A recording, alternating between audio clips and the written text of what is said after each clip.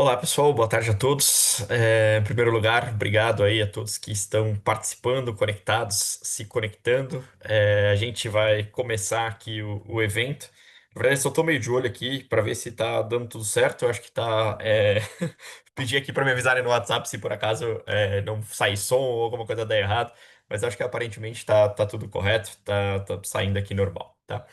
Bom, gente, mais uma vez, muito obrigado aí a todos que puderam se juntar a nós, né? A gente tradicionalmente já faz esse webinar ao longo dos anos para falar um pouquinho de como a gente vai tratar a política de investimentos do ano subsequente.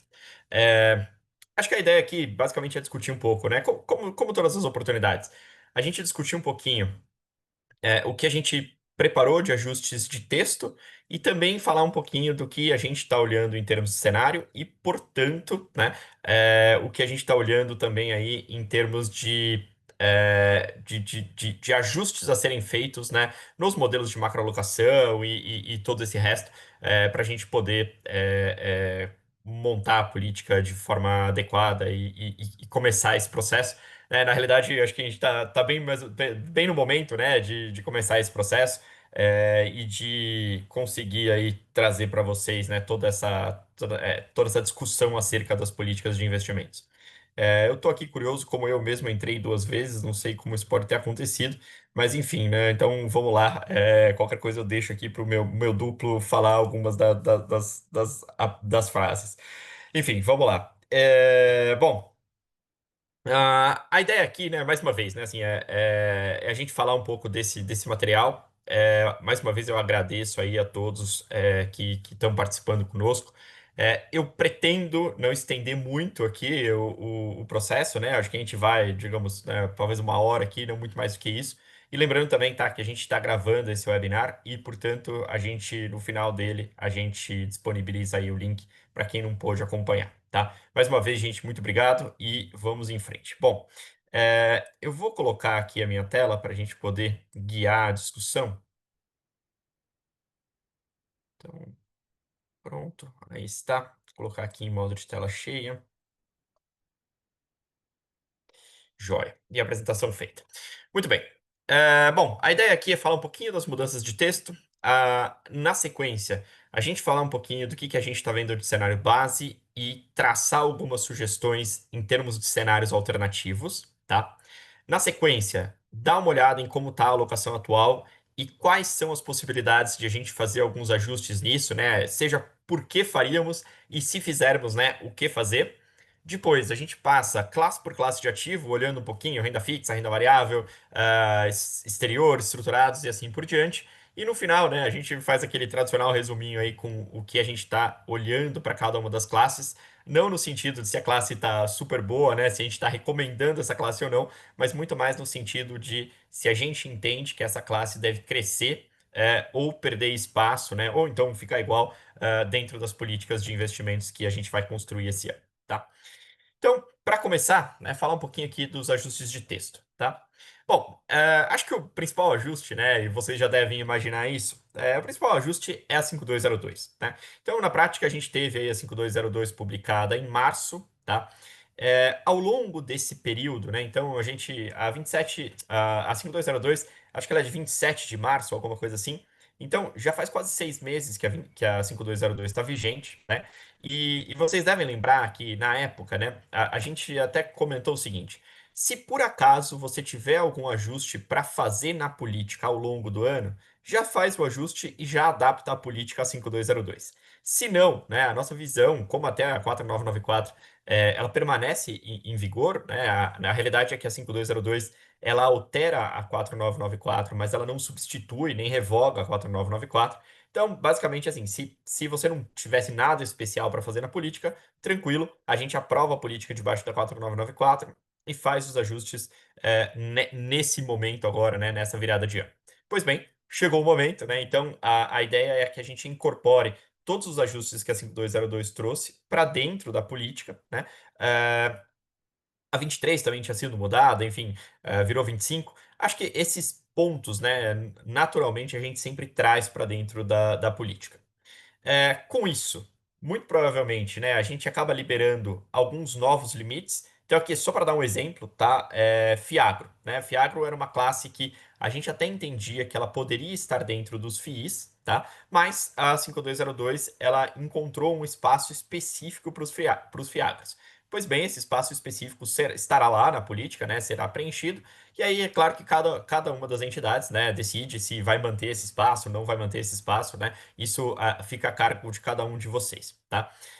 Aqueles ativos novos que a 5202 traz também, como por exemplo a questão de certificados de crédito de carbono e assim por diante, também há espaço para isso. Lógico, né? A gente olha hoje, parece que esse não é um tema para ser tratado tão logo, mas também não custa nada a gente deixar ele lá na política, né? A gente pode deixar o limite da lei, ou então, né, algum limite um pouquinho menor, caso vocês assim desejem, tá? Então, todos esses temas já estão incorporados na minuta que a gente já preparou, tá? E a ideia é que a gente já largue, né, para essa versão da API com essa minuta ajustada, tá? Como sempre, né? Esse texto aqui acho que está até padrão aí em algum momento, e talvez ele devesse em algum momento também sofrer uma certa correção. É, todo o texto, né, a gente sempre faz uma revisão, faz alguns ajustes, melhora a questão redacional, algumas coisas que nos parecem um pouco menos claras, né, a gente tenta ajustar. Então, acho que essa parte, né, é a parte normal, então a gente também fez isso.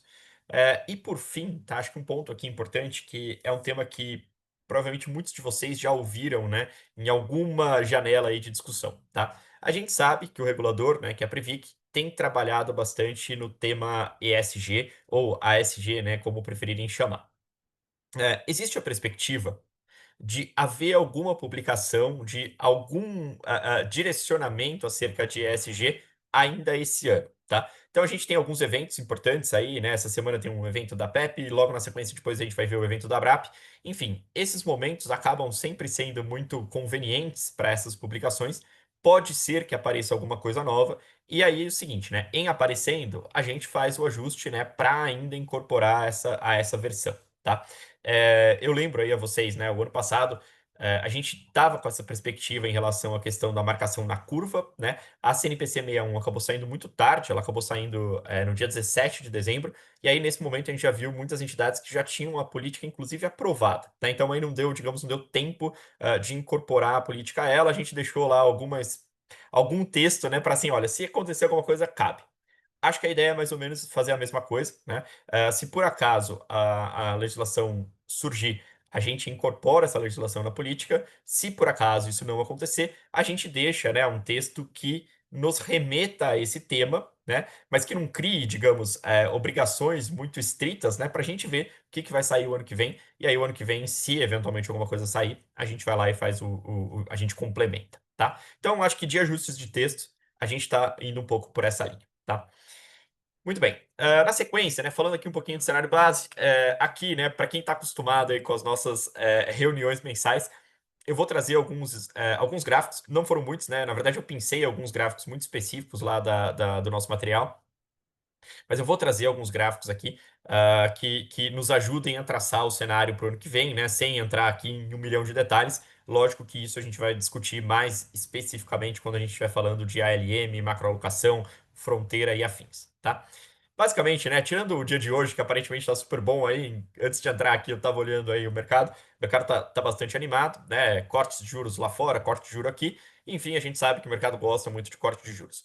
A realidade, porém, né, é que quando a gente olha para a curva de juros que a gente tem hoje, e eu vou voltar a esse tema um pouquinho mais para frente quando a gente for falar da renda fixa, a gente vê que a curva de juros, né, ela pressupõe aí uma certa dúvida entre como o ano termina, né? Na realidade, se vocês olharem aqui para essa reunião do dia 10 do 12, né, que é a última reunião do ano, a gente vê que, traçando aqui uma linha, né, a Selic deveria terminar o ano em 14,75, que, a bem da verdade, é um número mais ou menos esquisito para o que a gente está acostumado, né? A gente está imaginando que numa Selic de 15, se o Banco Central vier a fazer algum ajuste, provavelmente o ajuste deve ser de 0,5% e não de 0,25, tá?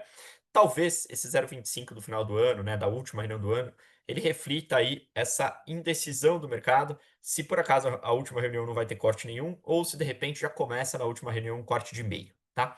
Enfim, não é o ambiente para a gente discutir, né, qual dos dois vai prevalecer, mas no fim do dia, né, a percepção que a gente tem de forma geral é que a Selic termina esse ano em algum lugar perto de 15, se não em 15 mesmo, né? 14,75 e 15 também, né? Não é isso que vai fazer tanta diferença nesse tamanho de taxa de juros, tá?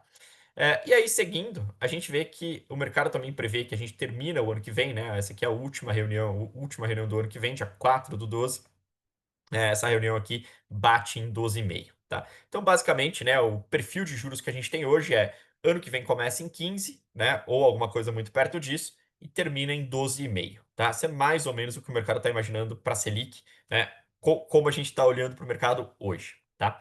Então, esse é um primeiro ponto. Segundo ponto, né, é o ponto da inflação, tá? Então, quando a gente olha aqui os últimos dados do relatório Focus, a gente percebe que o mercado claramente vem jogando a inflação para baixo, tá? E pensando na inflação de 2026, que agora, né, talvez seja a nossa inflação de maior interesse, uma vez que a gente está pensando na política para o ano que vem, a gente está falando de algum lugar aqui perto de 4,20, 4,30, a depender, né, do focus que a gente pegar aqui para ser a nossa fonte, tá? Então, basicamente, né, aquele lá é o juro e essa aqui é a inflação. Bom, né, a nossa vontade sempre é compor as duas coisas para poder pensar um pouco em termos de juro real, tá? E aí, compondo as duas coisas, o que que a gente tem no fim do dia? Bom, o CDI em 2026, o CDI quase que, né, quase que nada mais é do que a Selic média, né, uma pequena diferençazinha aí, começando em 15, terminando em 12,5, né, e eu fazendo aqui uma conta muito linear, eu estaria falando de uma Selic média da ordem aí de 13,75, né. Bom, deixei aí a vontade de repente cortar alguma coisa no final desse ano ainda, tá? Arredondei a conta e no final das contas a gente imagina que com esse comportamento de curva em 2026, a gente deve ter um CDI da ordem de 13,5%, tá? Que ainda é bastante juro, né? Na verdade, estamos lá no ciclo de corte, mas ainda é bastante juro. A inflação, né? Aí o gráfico é um pouco mais direto, né? Deve ser alguma coisa aí da ordem de 4,3%. E aí, né, uma conta simples aqui de um menos o outro nos leva a uma percepção de que o juro real vai ser quase 9% em 2026, né? E 9% de juro real, notadamente, né, um juro real gigantesco, né, um juro real muito elevado.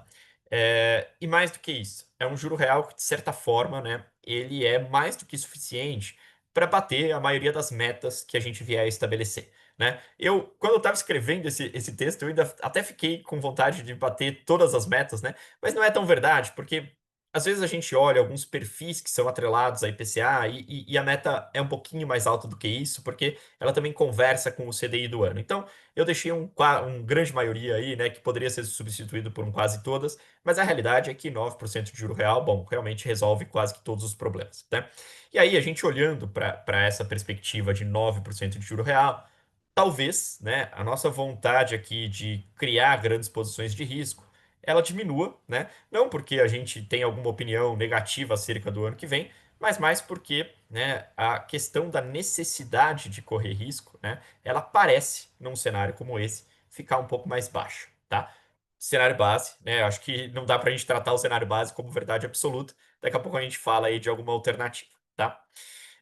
Um ponto que a gente está colocando aqui também, esse último bullet point, né, que eu acho que é importante a gente deixar aí como lembrete para as entidades, especialmente para aquelas entidades de planos CDs que lançaram mão, né, da CNPC 61, tá? É a questão de que um juro real de 9% em 2026 também implica que 2026 vai ser um ano razoavelmente complicado para a gente conseguir bater o CDI nessa parcela que está em NTNB na curva, tá? Via de regra, pelo menos, estou falando aqui de uma grande média, tá? Não é um caso específico de nenhum de vocês. Via de regra, quando a gente olha para as NTNBs que foram compradas e marcadas na curva, né, por ocasião da CNPC 61, essas NTNBs foram NTNBs em geral, daquela parte do meio da curva. Então, eu diria que, extrapolando alguma coisa entre 2030 e 2050, tá?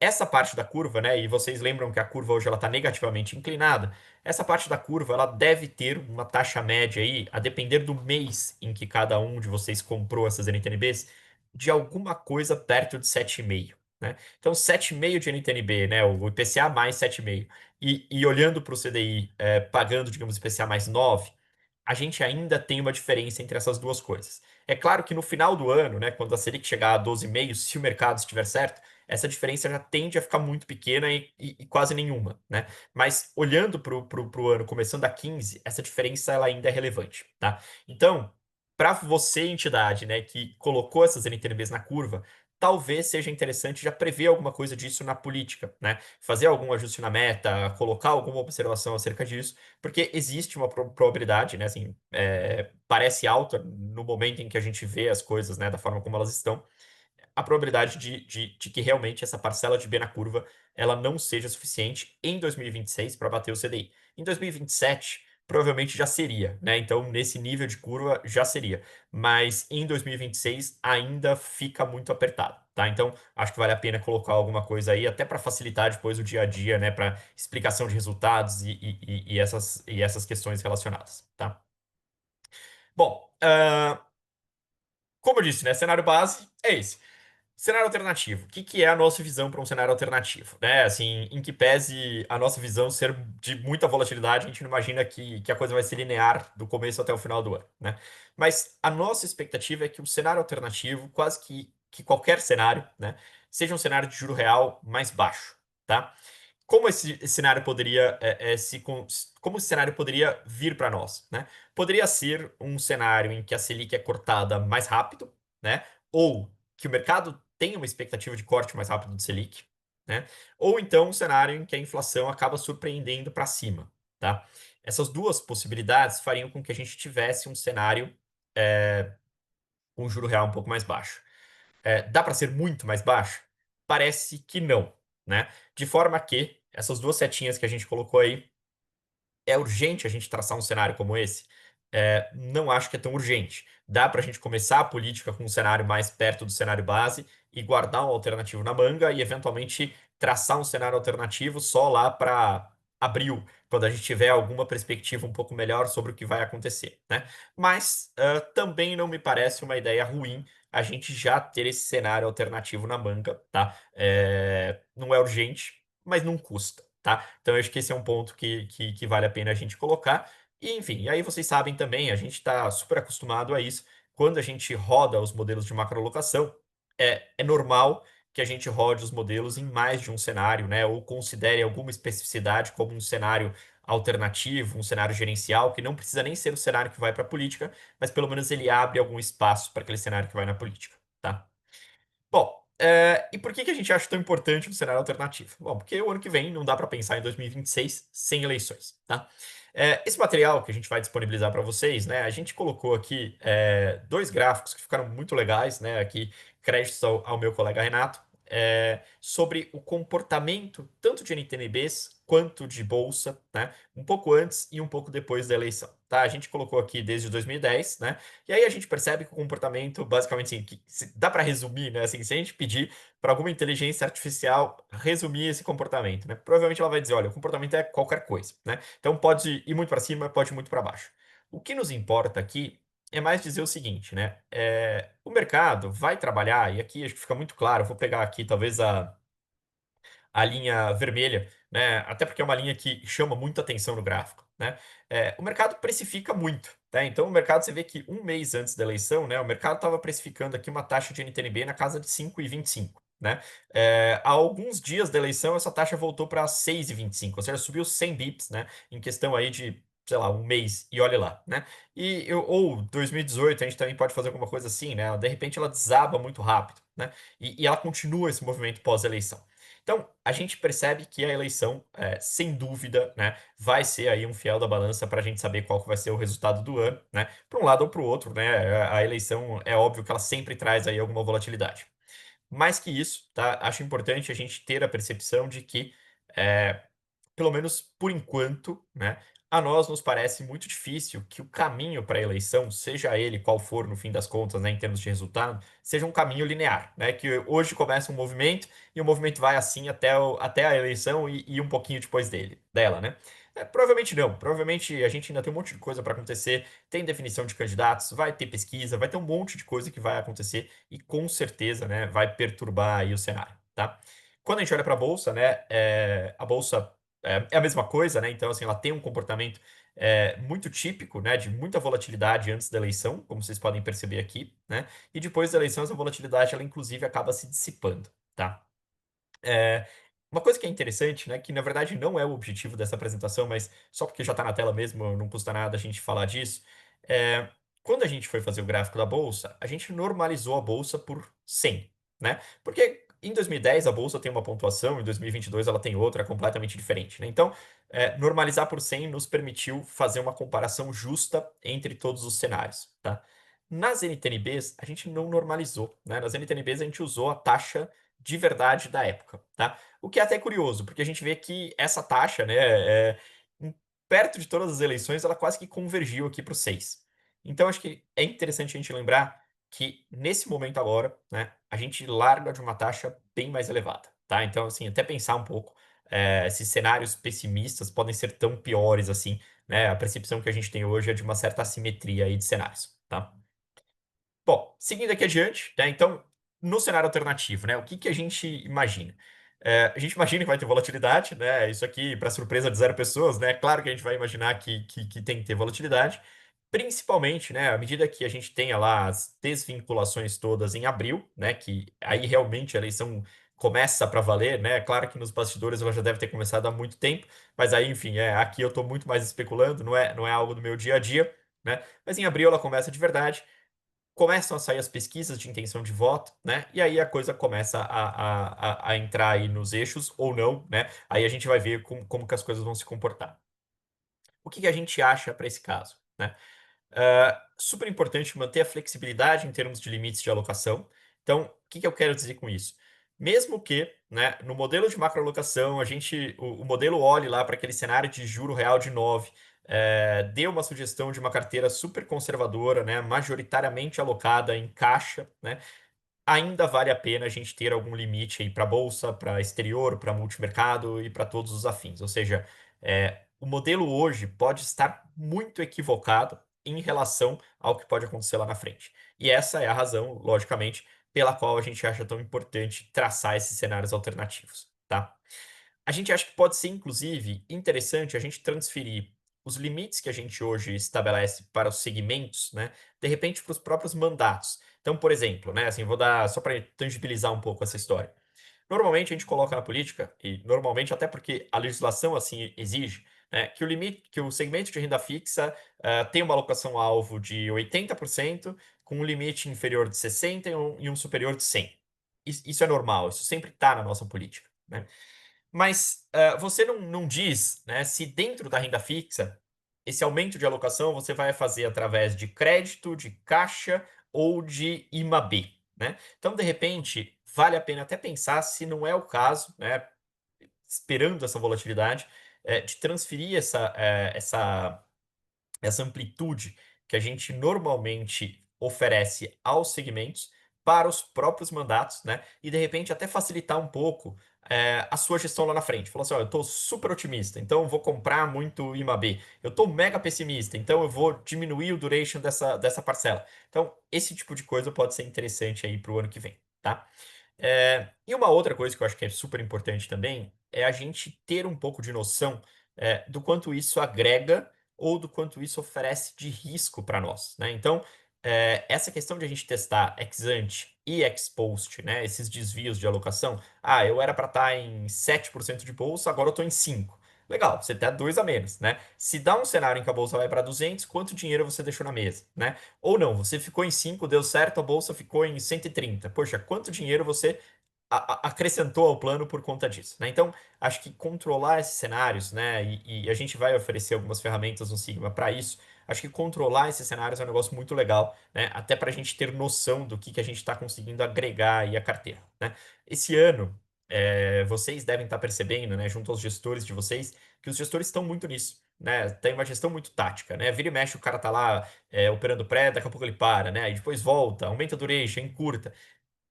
Esse cenário, né, é um cenário que realmente ele favorece muito esse tipo de gestão um pouco mais tática. Por quê? Porque ficar parado é bem ok, uma vez que você fica parado no CDI, o CDI bate tudo quanto é meta, né?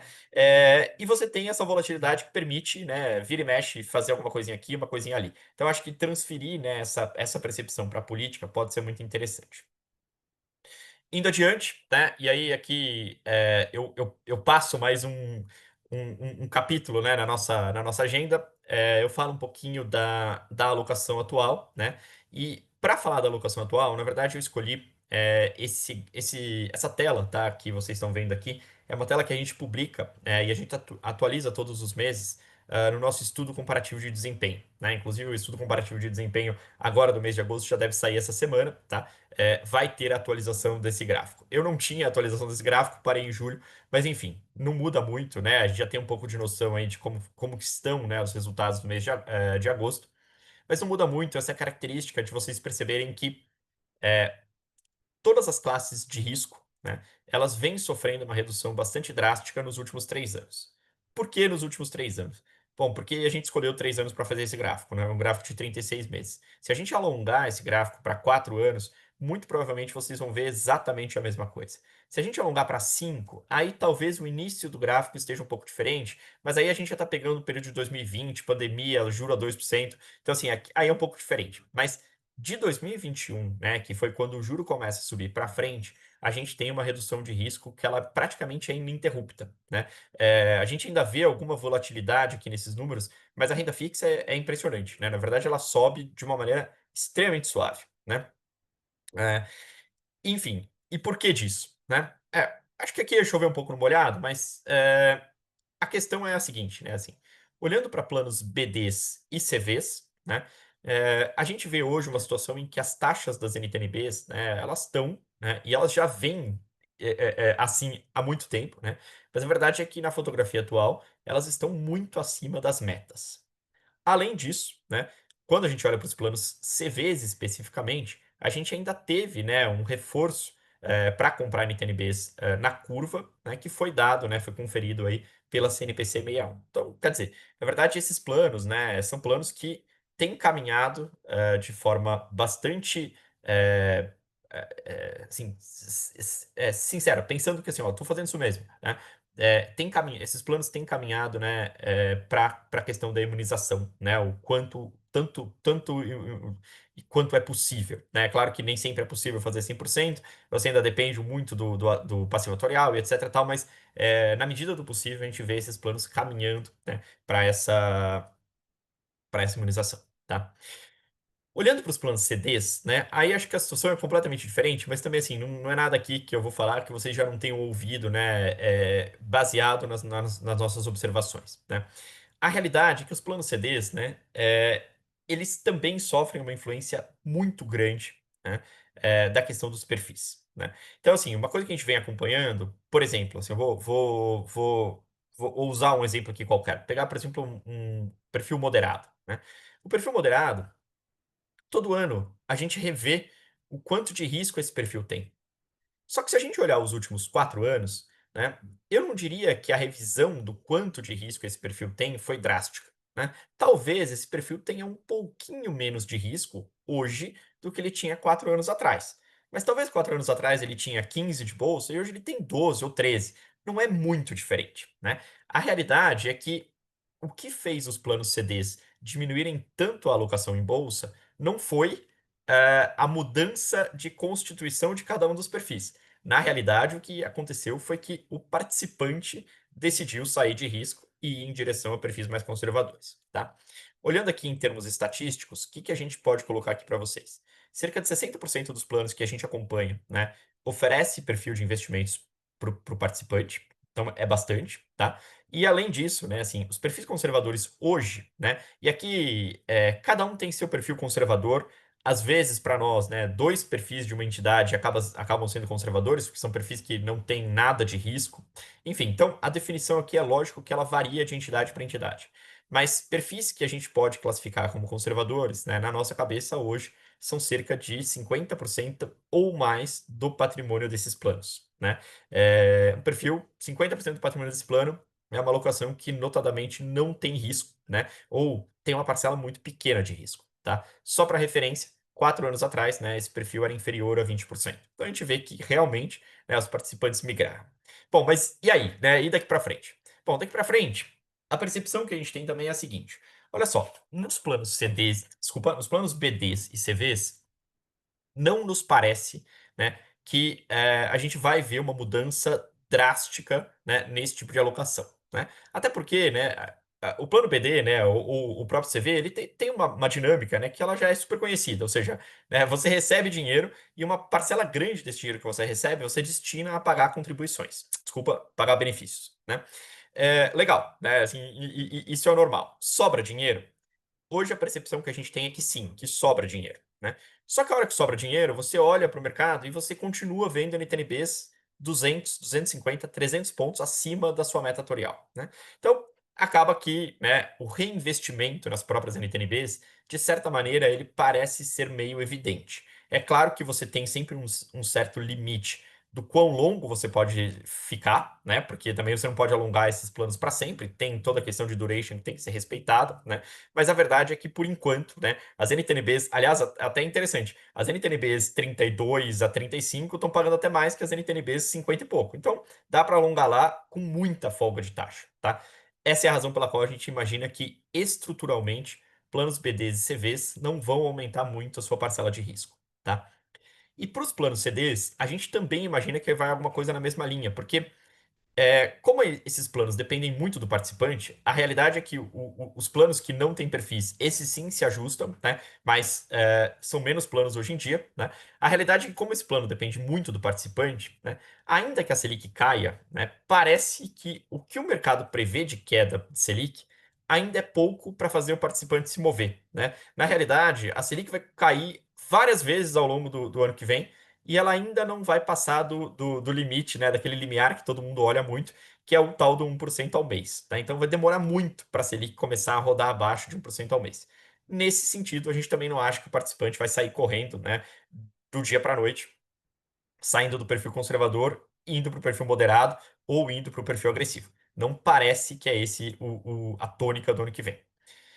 Bom, se não é, né, é uma questão estrutural, talvez, né, seja aqui uma questão mais tática. Portanto, a gente acredita que se o ano que vem houver algum tipo de ajuste de risco, né, esse ajuste vai ser um ajuste que vocês que aqui estão vão tomar a decisão, né? O plano CD de vocês não vai dobrar a participação em bolsa, porque os participantes decidiram dobrar a participação deles em bolsa, né? Muito provavelmente, o que você vir de incremento no risco vai ser algo que você mesmo vai decidir fazer, tá? E se você mesmo vai decidir fazer, né, um movimento mais tático ou alguma coisa um pouco mais pontual, né, o que a gente acha que aqui faz sentido considerar, tá? Primeiro, um tema que a gente já trouxe, né, que é a questão aí de abertura de espaço na API para isso, né? Então, assim, para nós, né, não é concebível, né, a gente não ter alguma flexibilidade aí em segmentos e eventualmente até em mandatos, tá? E os dois próximos pontos, né, olhando talvez aqui um pouco mais para a questão de derivativos, né? Primeiro deles, derivativo está lá na política desde sempre, né? Não tem nenhuma grande novidade. No ano passado, a gente fez um ajuste aí no texto de derivativos, né? Assim, que acho que deu muito mais autonomia para quem efetivamente gostaria de usar derivativos, mas nesse ajuste, né, a gente deu um caráter para esse derivativo muito de proteção, tá? A nossa proposta para esse ano é flexibilizar um passo a mais, né, e dar um caráter de eu quero operar isso, tá? Por quê? Porque a legislação permite, né, desde que você observe lá testes de análise prévia, né, assim, testes de estresse, etc., você pode fazer, né, e sem nenhum grande problema.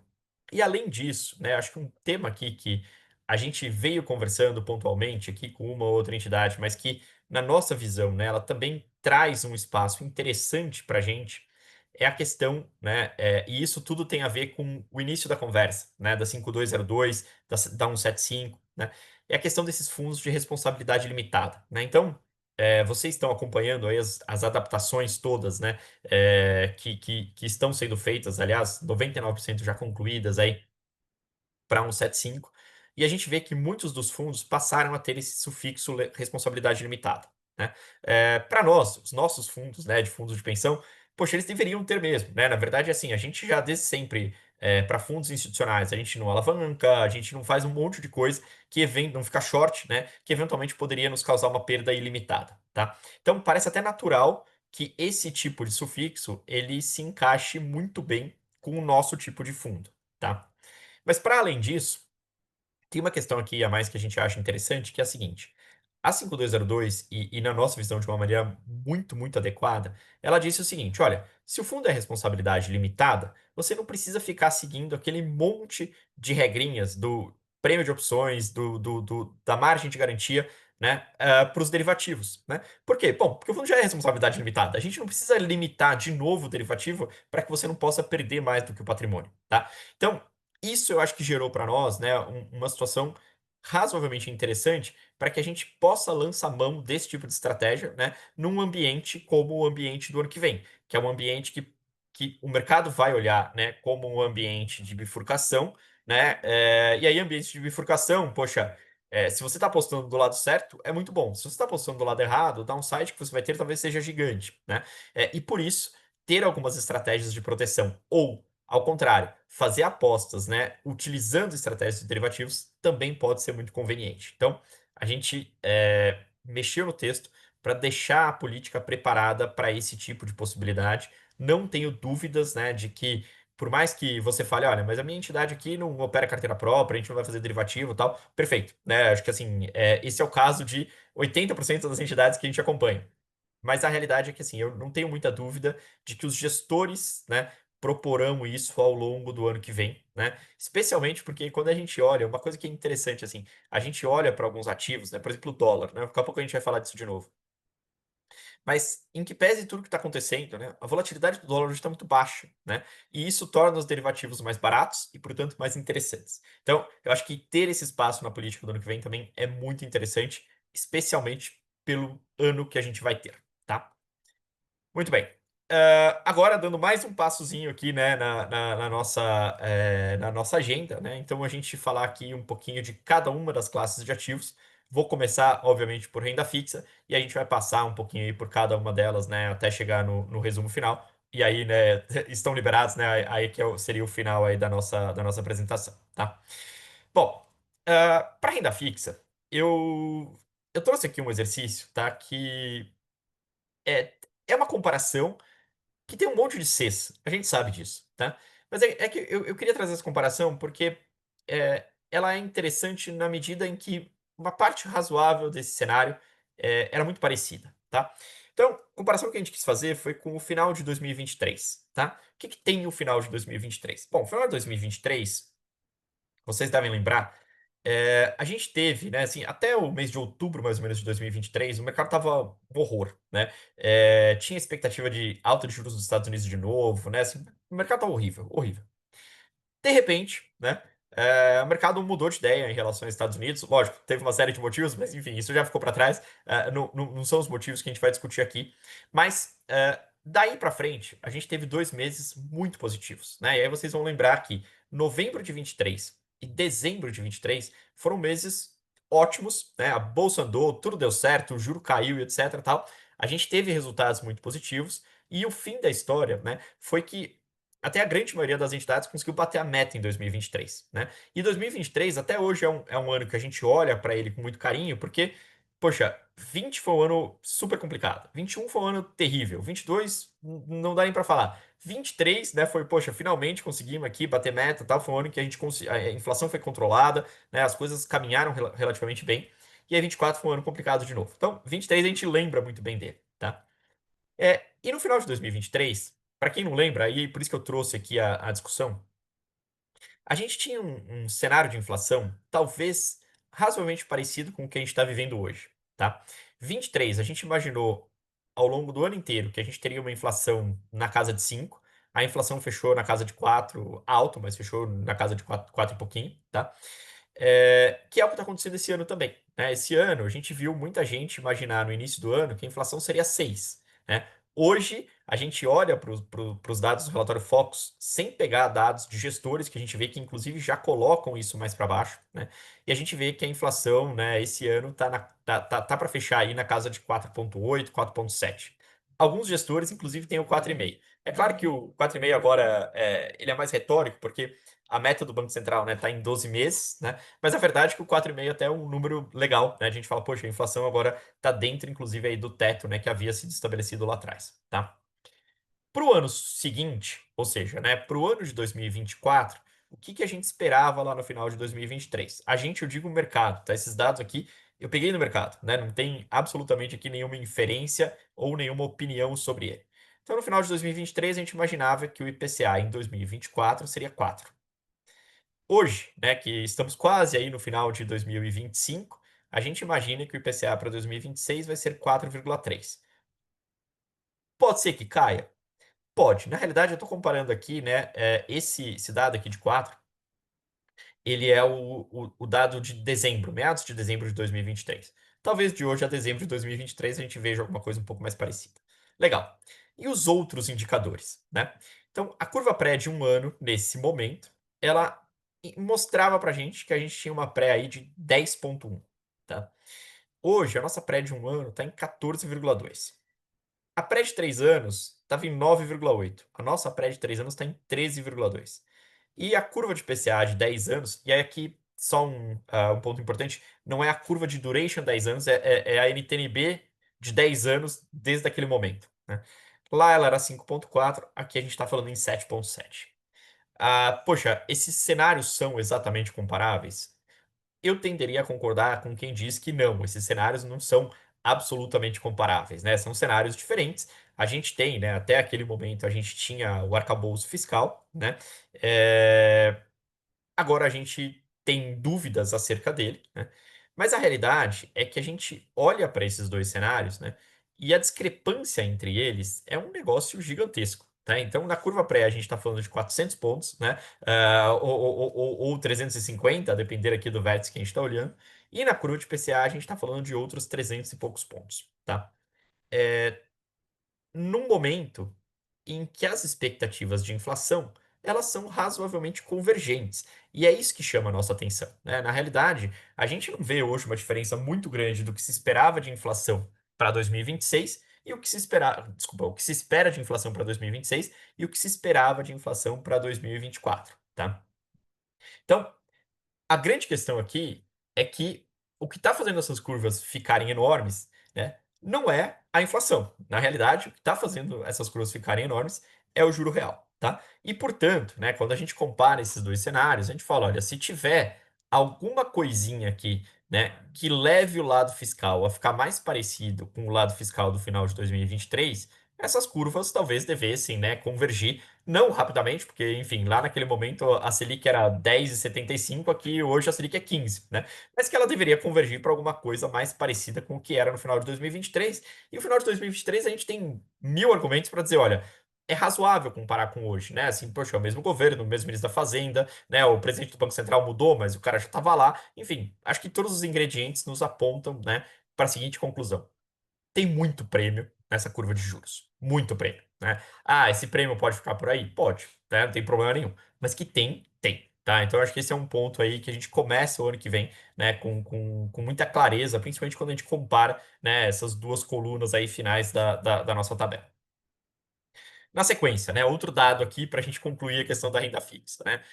Olhando para o crédito, né? Então, vocês sabem aí que desde o ano passado a gente não está exatamente muito feliz com o crédito, né? Porque a gente acha que os spreads estão muito baixos, né?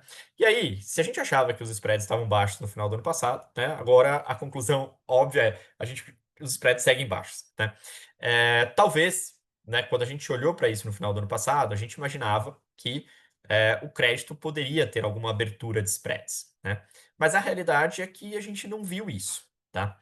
A única coisa que talvez seja muito diferente entre o que a gente está vendo hoje e o que a gente estava vendo no final do ano passado é que o duration dessas operações ele tem aumentado, né, de maneira recorrente. Então, se vocês, né, para quem olha o crédito mais no dia a dia, para quem olha as emissões que têm saído agora, a gente tem visto muitas emissões de 7 anos, de 10 anos, né? Isso para papel em CDI, né? Esses papéis que comumente eram emitidos para 5 anos, né? Então, assim, talvez é um ponto a mais para controle de risco, uma vez que um papel de 10 anos, né, ele não deveria ter o mesmo risco do que um papel de 5, né? Não só porque a visibilidade que você tem de hoje para 5 anos ou de hoje para 10 anos da empresa, ela é completamente diferente, né? Poxa, é o dobro de tempo a mais, mas também porque qualquer mexidinha no spread, né, num papel com duration o dobro, né, ela te machuca ou te beneficia o dobro na carteira. Então também a gente tem que olhar para esse lado, tá?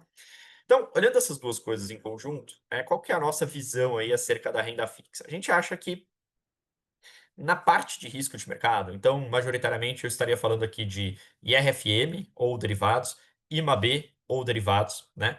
Ou, inclusive, gestores de renda fixa ativa, né?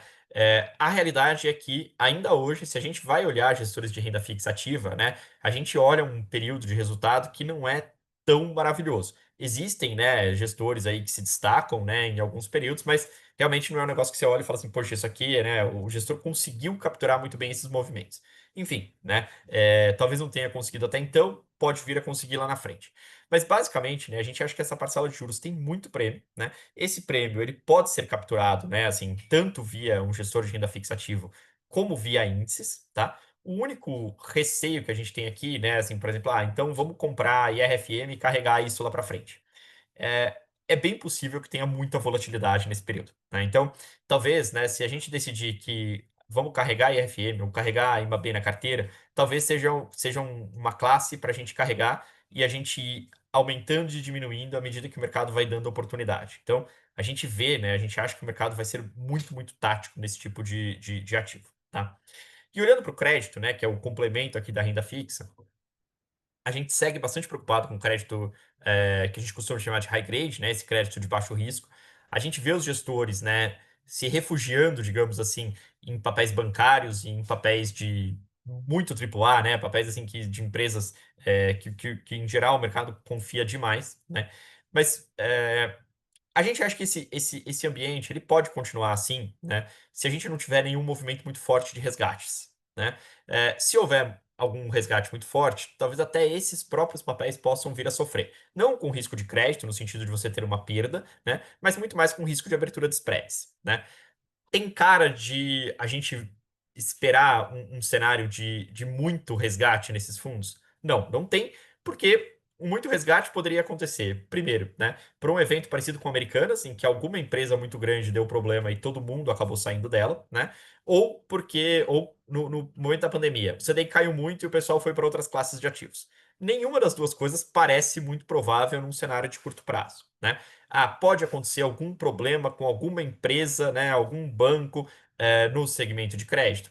Talvez até possa, né? Mas a realidade é que o impacto, né, de um eventual problema como esse não tem o menor jeito de ser um impacto parecido com Americanas. É claro que Americanas ninguém previa, né, porque foi uma fraude enorme, essa é a realidade, mas a verdade é que hoje não parece que alguma coisa deflagre muito resgate nessa classe, né? Então, talvez o cenário base seja que esse prêmio fique assim, né, durante muito tempo. Pode ser, mas não sei se eu gostaria, né, de ganhar um carrego baixo, né, tendo um downside tão grande. Então, é por isso que a gente continua razoavelmente desconfortável aqui com o crédito.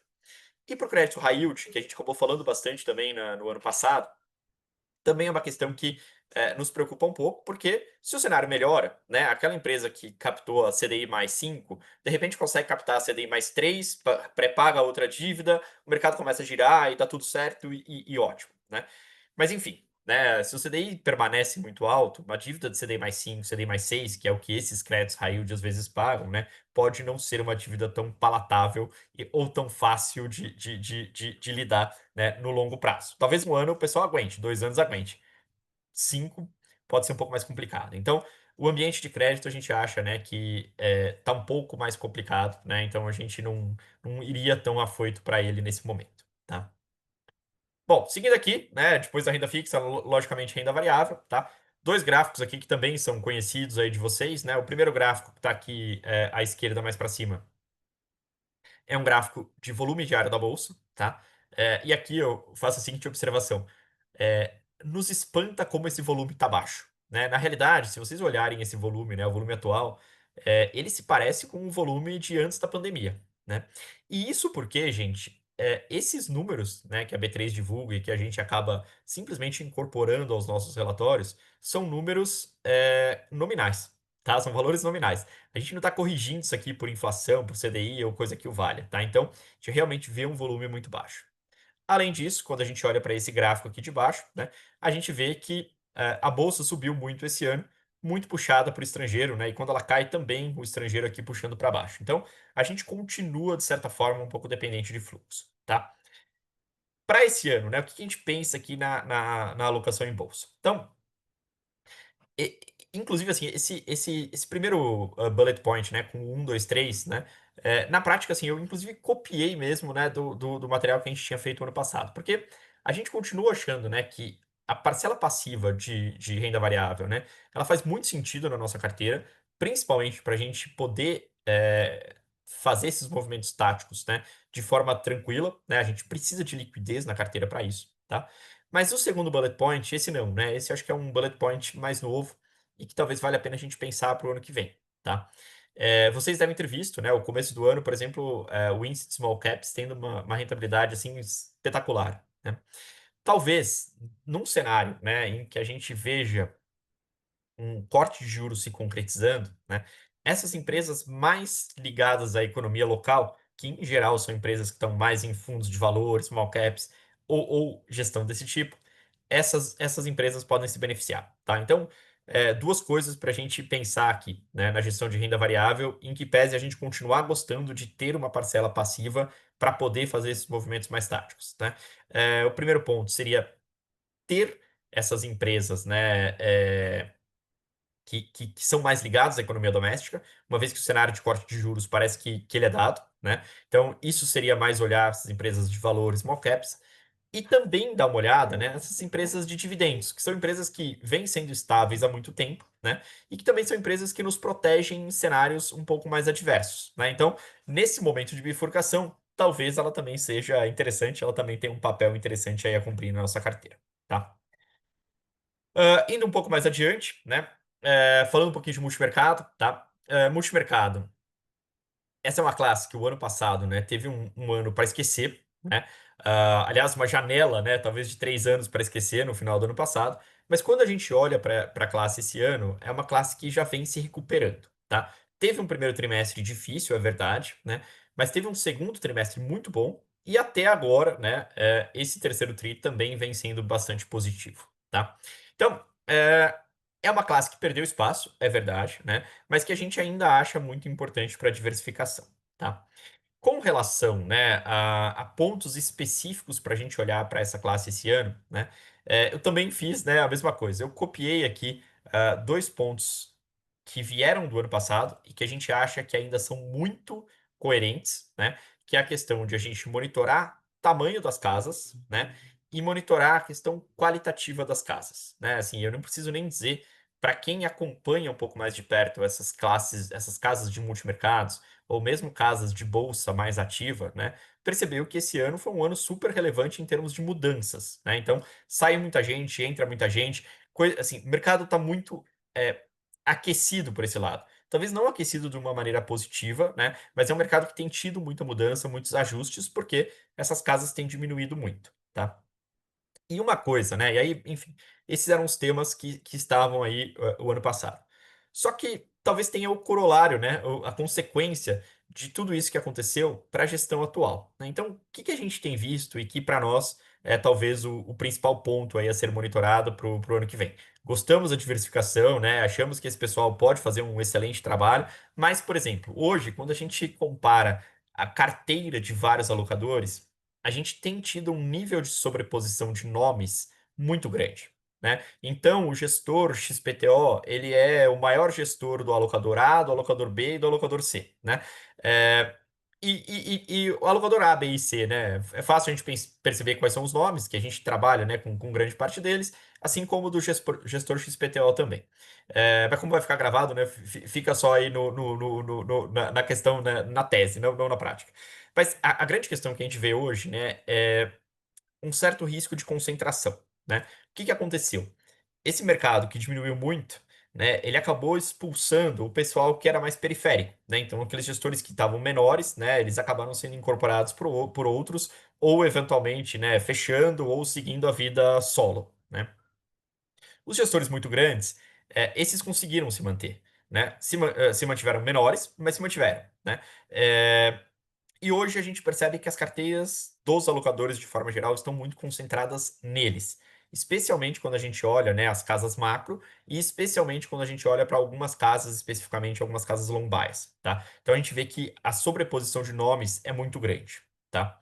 E além disso, né, mais um passo nessa direção de sobreposição, a gente também tem visto uma correlação entre as carteiras muito alta, tá? Então, por exemplo, vamos pegar agora os 2 últimos meses aí que a gente acompanhou e que estão frescos na memória, né? Em julho, o dólar deu uma subida aqui no Brasil por conta do tarifaço, né, que foi que Trump colocou no dia 9 de julho, né? Os gestores multimercados tiveram um mês complicado, né? Em agosto, né, o pessoal foi mega bem, né? E aí a gente percebe que realmente, né, assim, você fala, poxa, então a posição vendido em dólar é uma posição muito comum? Sim, essa é uma posição muito comum, né? A gente olha o mapa, né, de calor dos fundos, a gente percebe que a posição de vendido em dólar é uma posição muito comum, né? E a percepção que a gente tem é que esses gestores também, né, eles vão, todos eles, caminhar muito para um trade Brasil, né? E ao caminhar para um trade Brasil, claro, talvez alguém vai estar comprando pré 3 anos, outro como pré 5 anos, mas a correlação desses gestores pode aumentar bastante. Então, continuamos gostando, né, da tese da classe em termos de diversificação, mas a gente acha cada vez mais importante monitorar dentro da carteira, né, qual é a correlação, né, ou a relação mesmo das posições entre os diversos gestores, tá?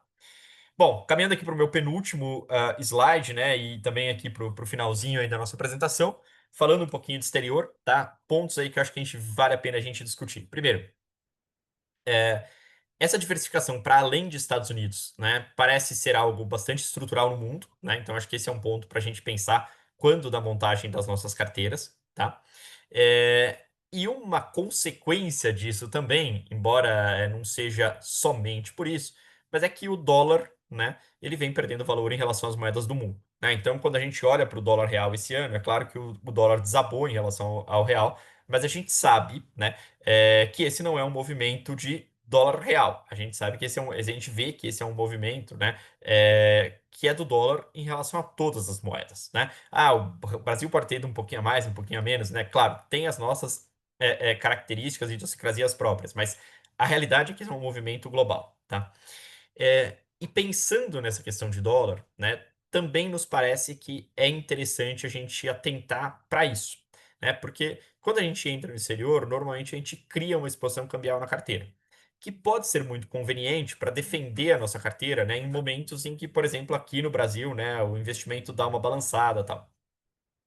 O único ponto que eu acho que vale a pena a gente pensar é que estruturalmente hoje para o dólar, né, não está tão fácil, né, chegar no CDI. Com o movimento de dólar para baixo e o CDI ainda muito, muito alto, né, talvez uma posição em dólar pode ser razoavelmente custosa, especialmente se a gente tem um cenário que vai ficando cada vez mais otimista, tá? Nesse sentido, né, para quem tem essa estrutura na carteira, a gente acha conveniente discutir aí alguns tipos de hedge. Não ficar sem a exposição cambial necessariamente, mas, por exemplo, né, comprar uma put de dólar que possa vir a fazer o trabalho de, assim, se o dólar continua caindo, eu não perco nada com isso, tá? Acho que essa é uma discussão muito legal para ter e conversa muito bem com tudo que a gente também colocou na política para permitir isso aqui, tá?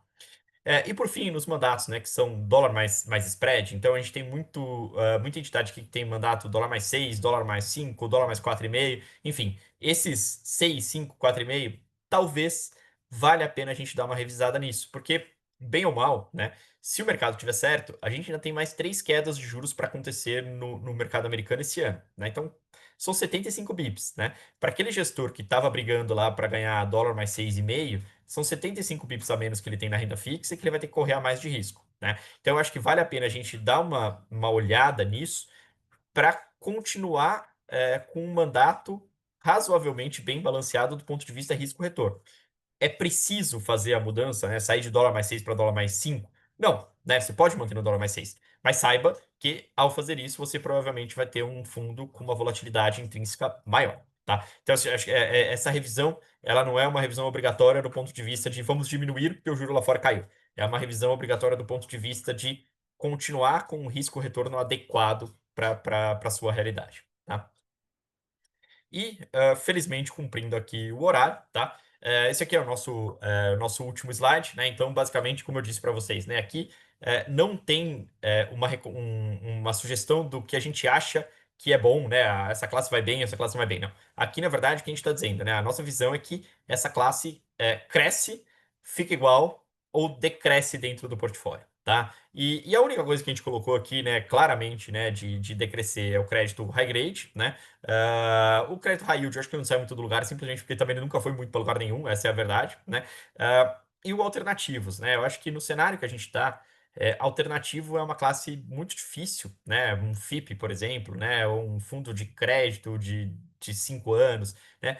A gente tem alguma coisa contra isso? Não, não tem nada, né? Mas a realidade é que no cenário que a gente está vivendo, né? Com o juro que se tem e com a necessidade de liquidez, né? De você caminhar para um lado ou caminhar para o outro, né?